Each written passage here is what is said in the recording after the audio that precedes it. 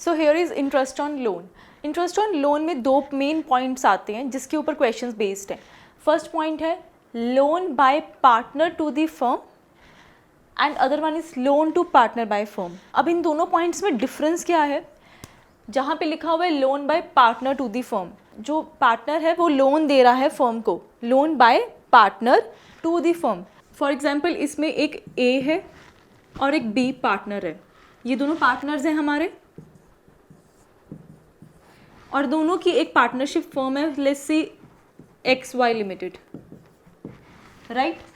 अब यहाँ पे ये हमारी पार्टनरशिप फर्म हो गई. अब हुआ क्या, फर्म को और फंड्स की रिक्वायरमेंट है. ए कह रहा है कि मेरे पास तो मनी है नहीं इन्वेस्ट करने को, और बी कह रहा है मेरे पास पैसे तो हैं बट मुझे उन्हें इन्वेस्टमेंट के तौर पे नहीं, मुझे उनको लोन के रूप में देना है. तो अब वो कह रहे हैं कि लोन के रूप में उसे क्या बेनिफिट मिलेगा. देखो अगर इन्वेस्टमेंट है तो क्या होगा, उसके एक तरह से वो मनी इन्वेस्ट ही हो जाएगा उसमें, उसको उसकी रीपेमेंट नहीं मिलेगी. अगर उसको इन केस दोबारा वो फंड्स विड्रॉ करने होंगे तो वो कह रहे हैं कि एक लोन की तरह मैं आपको फंड्स दे सकता हूँ. इससे क्या होगा, उसको इंटरेस्ट ऑन लोन मिलेगा ही मिलेगा, ठीक है ना. और इंटरेस्ट ऑन लोन चाहे प्रॉफिट हो या ना हो तब भी बी क्लेम कर सकता है. क्लियर. तो इंटरेस्ट ऑन लोन का ये मेन बेनिफिट होता है. तो इससे क्या होगा, बी को श्योरिटी है कि उसे इंटरेस्ट ऑन लोन मिलेगा ही मिलेगा, चाहे प्रॉफिट हो या लॉस हो. एंड सेकेंडली उसको उसकी रीपेमेंट भी टाइमली मिल जाएगी जब भी वो क्लेम करेगा, राइट. तो इसीलिए वो लोन देने में उसको ज़्यादा बेनिफिट लगता है. तो उसने लोन दे दिया पार्टनरशिप फर्म को, अब उस पर वो इंटरेस्ट भी ले लेगा और रीपेमेंट भी टाइमली ले लेगा. तो यहाँ पे क्या आ रहा है, loan by partner to the firm. तो इसमें पार्टनर ने लोन दिया है फर्म को. क्लियर. नेक्स्ट वाला जो केस है वो है loan to partner by firm. अब यहाँ पे इसका ऑपोजिट हो रहा है. Like XY limited, same example, मेरी जो फर्म है वो बी को, यहाँ पे बी ही लोन दे रहा था फर्म को, राइट. ये लोन दिया हुआ है हमने, बी ने लोन दिया है फर्म को, और यहाँ पे XY ने, इस केस में फर्म ने बी को लोन दिया है एज अ पार्टनर को, राइट. तो फर्म भी लोन दे सकती है पार्टनर को, ठीक है. इन केस अगर आपको ड्राइंग्स करने के बजाय कि अगर आपको कोई पर्सनल यूज़ के लिए चाहिए, आप पैसे निकाल के फर्म में से ले जाओ और उसकी दोबारा, ऑफकोर्स ड्राइंग्स केस में पैसे दोबारा नहीं आते, वो आप ड्रॉ करके ही ले जाते हो, विड्रॉ कर लेते हो वो मनी को अपने बिजनेस में से. बट लोन जो है उससे क्या बेनिफिट रहेगा फर्म को, कि फर्म जब लोन देगी पार्टनर को, एक तो वो लोन वापस ज़रूर उसको मिलेगा, फर्म को रीपेमेंट करनी पड़ेगी बी को, ठीक है. एंड दूसरी केस में वो इंटरेस्ट ऑन लोन भी चार्ज कर सकते हैं बी से. सो बी को यहाँ पे इंटरेस्ट ऑन लोन भी देना पड़ेगा. और यहाँ पे XY लिमिटेड की ये क्या हो जाएगी, इंटरेस्ट ऑन लोन इनकम हो जाएगी. क्लियर. क्योंकि ये B partner as a third party की तरह इंटरेस्ट पे कर रहा है और वो हमारे लिए XY के लिए इनकम है. बट यहाँ पे XY के लिए जब लोन हमने बी से लिया था और इंटरेस्ट बी को पे कर रहे थे, तब ये हमारे लिए एक्सपेंस था. इस केस में ये एक्सपेंस है फर्म के पॉइंट ऑफ व्यू से, और इस केस में ये इनकम है फर्म के पॉइंट ऑफ व्यू से. Is that clear. अब दोनों में एक और डिफरेंस है. पार्टनरशिप डीड जब होती थी तो उसमें कोई भी परसेंटेज रेट लग सकता है. हमने किया हुआ ये भी फर्स्ट लेक्चर में कि कोई भी परसेंटेज रेट हो इंटरेस्ट ऑन लोन का वो क्लेम हो जाता है. मैक्सिमम जनरली 12% होता है, राइट. बट अगर पार्टनरशिप डीड नहीं है, in absence of partnership deed, तो सिर्फ 6% ही मैक्सिमम होता है in case there is no partnership deed. Clear हुआ. और यहाँ पे तो हम कह सकते हैं कि यहाँ पे 2 पॉइंट्स आ जाते हैं. एक तो 6% मैक्सिमम है when there is no partnership deed. When there is no deed 6% maximum rate है. And when there is deed, जब पार्टनरशिप डीड होती है तो एग्रीड रेट लग सकता है. ओके, कोई भी एग्रीड रेट लग सकता है. वैसे मैक्सिमम इसमें भी 12% ही माना जाता है. क्लियर हो गया. ये सिर्फ कैप लिमिट है, राइट. अब इस केस में क्या होगा, इस केस में कौन सा इंटरेस्ट रेट होता है, अगर यहाँ पे इंटरेस्ट रेट एग्रीमेंट में दिया हुआ है कि आपको ये इंटरेस्ट रेट लगाना है तो ही आप क्लेम करोगे. सो इस केस में क्या आएगा, if there is agreement then only interest on loan charged. अगर हमारा एग्रीमेंट बना हुआ है कि फॉर एग्जांपल पार्टनरशिप डीड में बहुत तरह के एग्रीमेंट्स बने होते हैं और हर एग्रीमेंट में पॉइंट होता है कि इंटरेस्ट ऑन कैपिटल ये परसेंटेज होगा। डीड में हर एक पॉइंट का होता है कि इतना परसेंटेज दिया जाएगा पार्टनर्स को, जो सैलरी है वो इतनी क्लेम कर सकते हैं, then there is a reserve, वो इतना परसेंट इतने में शेयर होगा, प्रॉफिट शेयरिंग रेशियो। ऐसे ही इंटरेस्ट ऑन लोन का भी एग्रीमेंट होता है, कितना परसेंटेज रेट होगा। बट सपोज करो अगर एग्रीमेंट ही नहीं है तो उस केस में पार्टनरशिप फर्म पार्टनर से इंटरेस्ट ऑन लोन चार्ज नहीं कर सकती। ओके तो अगर एग्रीमेंट नहीं है तो इंटरेस्ट ऑन लोन चार्ज नहीं होगा, और अगर एग्रीमेंट है, एग्रीमेंट में कुछ भी तुम्हें रेट मेंशन है तो उसी रेट पर होगा। तो ये डिफरेंस है इन दोनों में। So let's do the practical question for the same. So the illustration जो है ये टी एस गरेवाल की है and this is the first illustration of interest on loan. So इस इलस्ट्रेशन के थ्रू हम पूरी अकाउंटिंग देख लेंगे इंटरेस्ट ऑन लोन की कैसे पास करनी है हमने। So Amit, Bimal and Chaman are partners sharing profits and losses equally, 1:1 में वो अपने प्रॉफिट्स एंड लॉसेज शेयर कर रहे हैं। Then Amit and Chaman give loans to the firm on 1 October 2019, 1 lakh and 1,50,000 agreed interest rate 9% per annum on loan. So Amit and Chaman दोनों ने loan दिया है पार्टनरशिप फर्म को। 1 लाख का अमित ने दिया है एंड 1,50,000 का चमन ने लोन दिया है, ठीक है, 9% पर एनम पे। कौन सी डेट को? 1 October 2019 को। Next, books of account of the firm are closed on 31 March every year. 31 March को, मतलब जो हमारा अकाउंटिंग ईयर होता है अप्रैल टू मार्च, क्लोज हो रही हैं इनकी books. Interest on loan is yet to be paid on 31 March 2020। तो interest on loan yet to be paid है, मतलब अभी तक पे नहीं किया है, वो येट टू बी पेड है। तो इंटरेस्ट ऑन लोन अभी हमने पे करना है। पास journal entries in the books of account of the firm and prepare loan accounts of the 2 partners. हमें यहाँ पे एक तो जर्नल एंट्रीज पास करनी है, एक हमें लोन अकाउंट प्रिपेयर करना है अमित एंड चमन का, तो वो हमें बनाना है इसमें, right. So let's start first with journal entries. ये हमारा जर्नल एंट्रीज का फॉर्मेट है। Journal entries in books of Amit, Bimal and Chaman.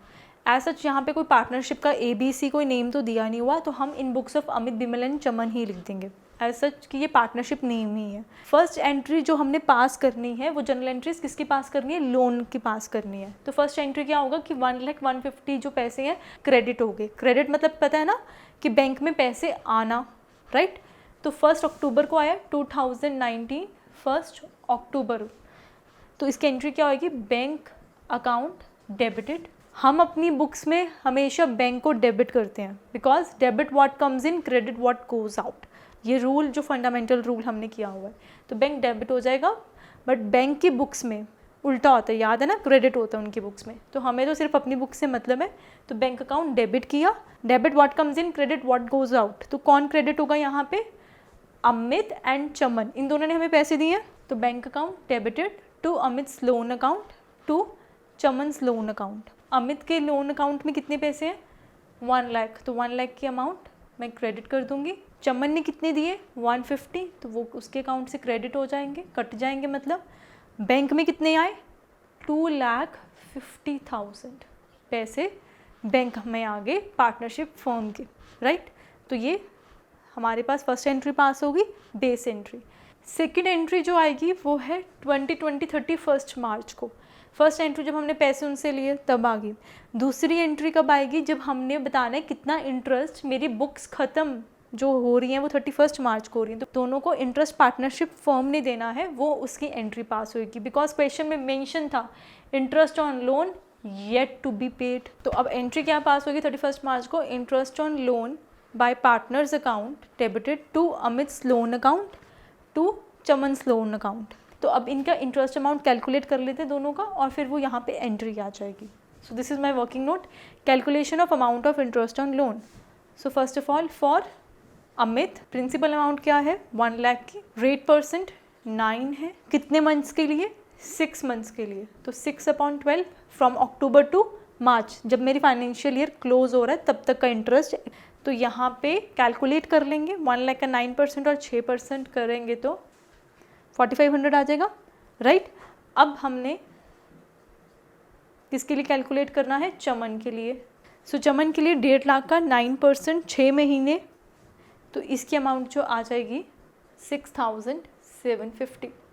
6,750 interest इसका और 4,500 इसका, तो हम यहाँ पुट कर देंगे 4,500 एंड चमन का 6,750। तो here amount is 0, 5, 12, 10, 11,250 total interest on loan है जो पार्टनरशिप फर्म ने पार्टनर्स का देना है, और ये यहाँ पर आ गया। और एक और चीज़, इंटरेस्ट ऑन लोन आपको पता है ये एक्सपेंसेस आर ऑलवेज डेबिटेड, तो ये इंटरेस्ट ऑन लोन डेबिट होगा। अभी यहाँ पे स्टोरी खत्म नहीं हुई है, बिकॉज इंटरेस्ट ऑन लोन तो अभी हमने सिर्फ डेबिट किया है, इसको हमने पीएनएल अकाउंट में भी तो ट्रांसफर करना है, क्योंकि पीएनएल अकाउंट भी एंड में बनते 31 मार्च में। तो पीएनएल अकाउंट में कहाँ आएगा, हमें पता है इंटरेस्ट ऑन लोन क्या है, चार्ज अगेंस्ट प्रॉफिट है, देना ही देना पड़ेगा, चाहे कंपनी को लॉस हो रहा हो या प्रॉफिट हो रहा हो, पीएनएल अकाउंट में जो खर्चा है उसको आपको पे करना ही पड़ेगा।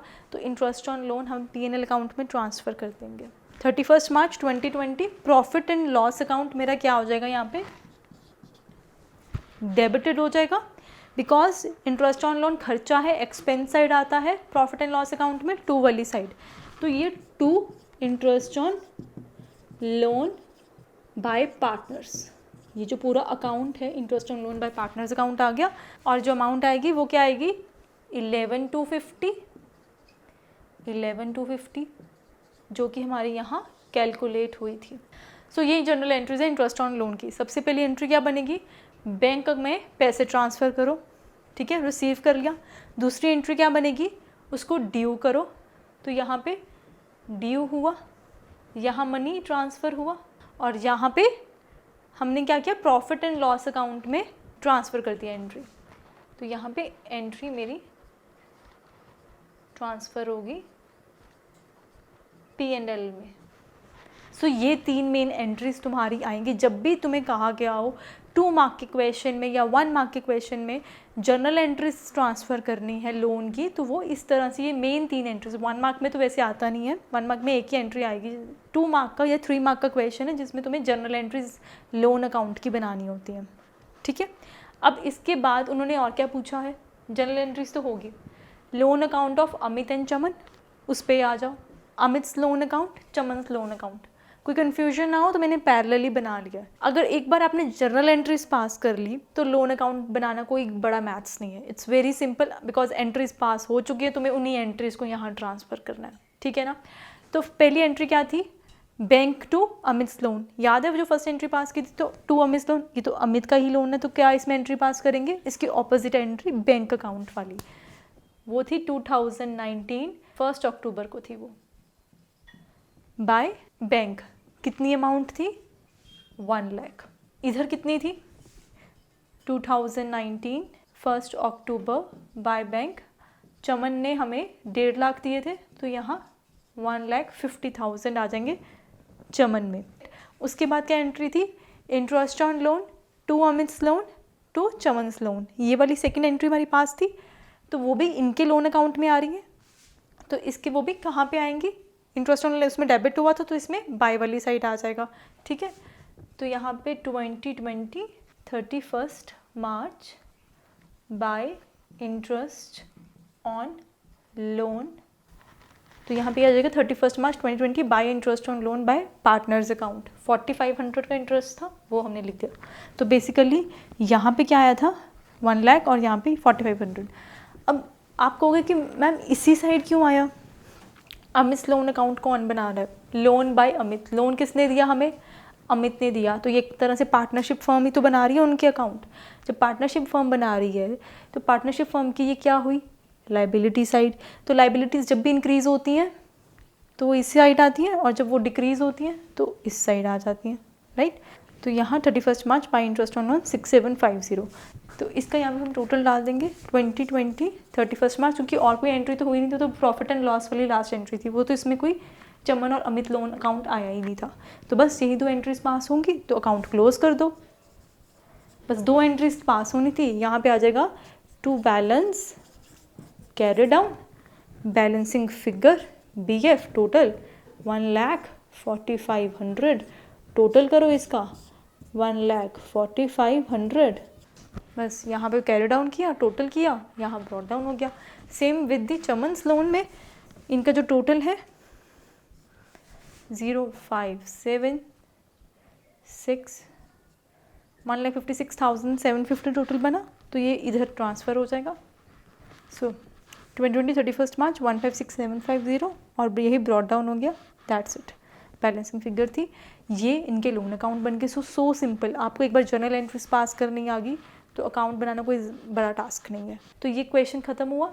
अब एक नेक्स्ट क्वेश्चन इसका एक और करेंगे, इंटरेस्ट ऑन लोन का। 10th क्वेश्चन TS गरेवाल का बैक क्वेश्चन है ये, अखिल एंड बिमल वाला, ठीक है। सो ये क्वेश्चन है, Akhil and Bimal are partners sharing profits in the ratio of 3:2। Akhil give loan to the firm of ₹1 lakh on 1 October 2019। तो यहाँ पे 1 लाख का लोन आया टू फर्म, ऑलराइट। डेट है उसकी 1 अक्टूबर 2019। ये इन्फॉर्मेशन हमने ब्रीफ सी लिख ली बोर्ड पे। Next, on the same date the firm give loan to Bimal of ₹1 lakh, they do not have an agreement as to interest.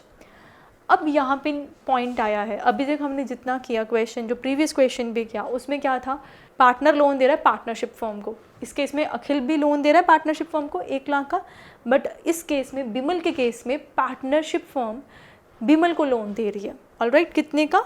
1 lakh का। तो यहाँ पे 1 लाख का लोन दिया है फर्म ने बिमल को, तो बाय फर्म लिख दिया, ठीक है। Same date 1 October 2019। अच्छा, अब दोनों के इंटरेस्ट रेट नहीं गिवन, उन्होंने बोला है that there is no agreement as to interest.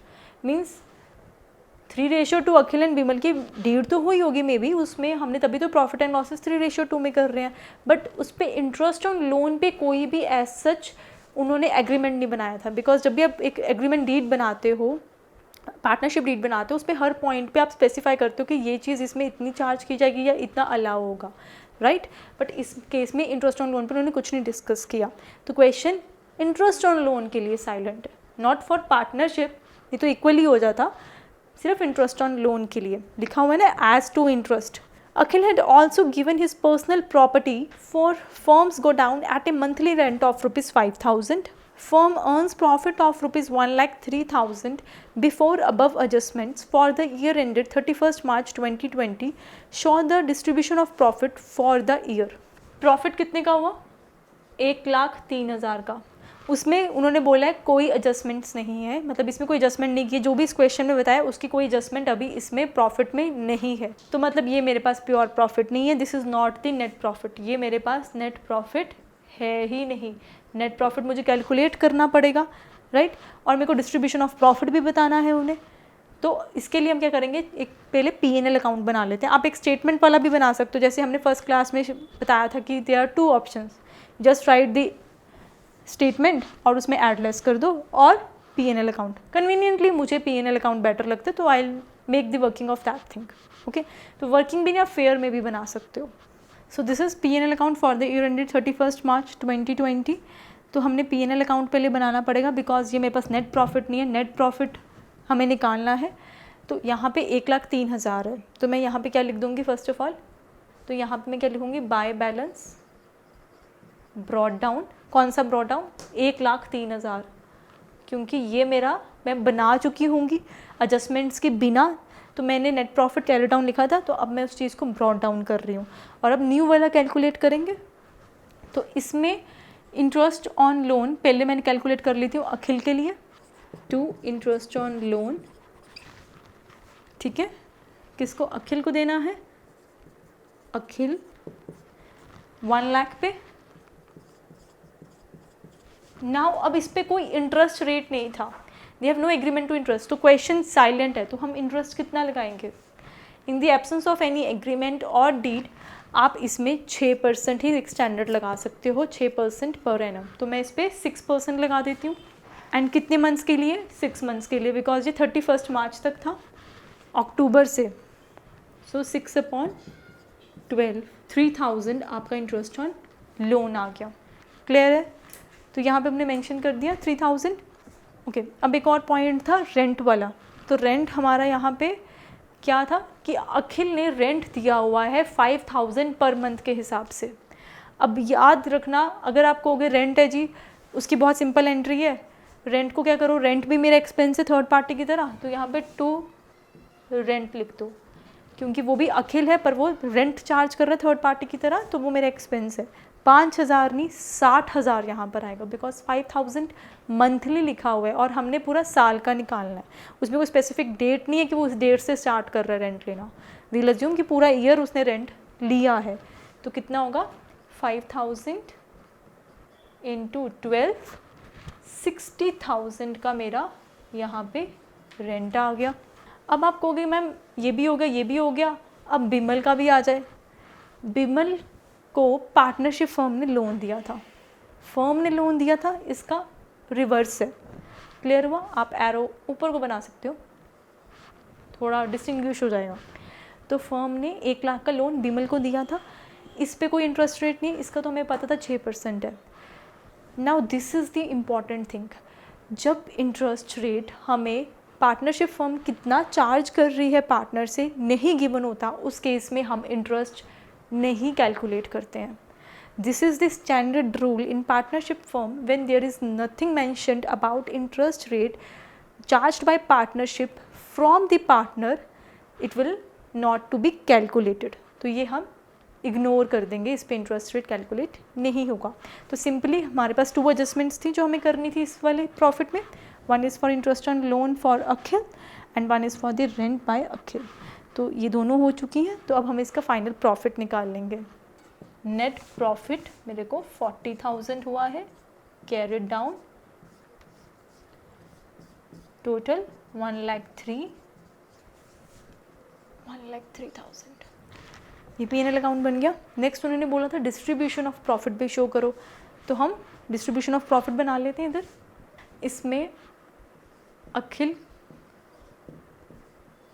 को कितना मिलेगा, 40,000 का प्रॉफिट है, 40,000 कितनी रेशियो में बांट रहे हैं, 3:2 में, मतलब 3 अपॉन टोटल होते 3:5, तो ये आ जाएगा आपका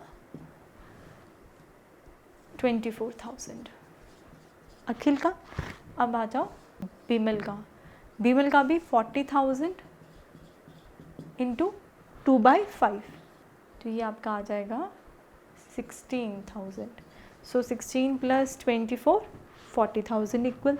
तो हमारे पास ये डिस्ट्रीब्यूशन ऑफ प्रॉफिट है, अखिल को 24 मिलेगा एंड बिमल को 16 मिलेगा। So with this we have completed the equation, but in the absence of interest rate, हमें इंटरेस्ट रेट नहीं पता, Akhil will get the interest at 6% per annum, ये आपने बस लिख के मेंशन करना है। Where as partnership firm will not charge any interest from Bimal in the absence of interest rate in agreement। तो इसके साथ हमारा टॉपिक यहाँ पे फिनिश हो गया। Till then good bye.